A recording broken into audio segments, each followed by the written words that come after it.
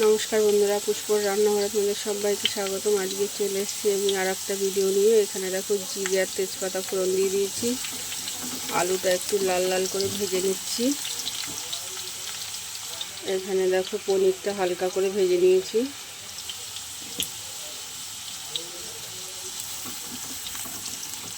আজকে নিরামিষ পনির রান্না করব। স্বাদ মতো লবণ দিয়ে দিলাম।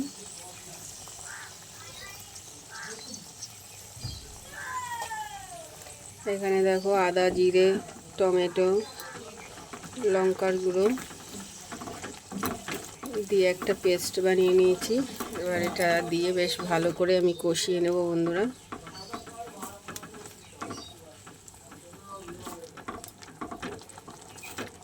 নামানোর আগে একটু ঘি গরম মশলা দিয়ে দেবো, ব্যাস। চলো একটু ভালো করে কষিয়ে নিই।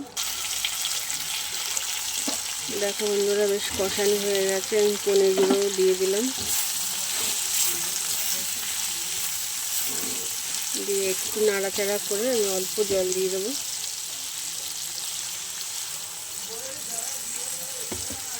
বেশি জল দেবো না।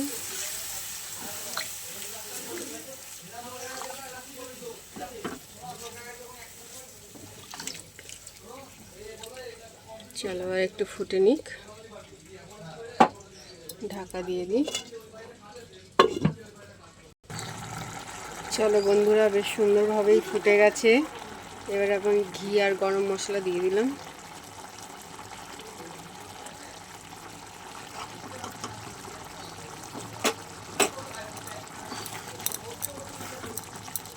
এবার নামিয়ে নেব। চলো দেখো বন্ধুরা, নামিয়ে নিয়েছি আমি। পনিরের তরকারিটা কেমন হয়েছে অবশ্যই কিন্তু জানিও। ভালো লাগলে লাইক কমেন্ট শেয়ার করো।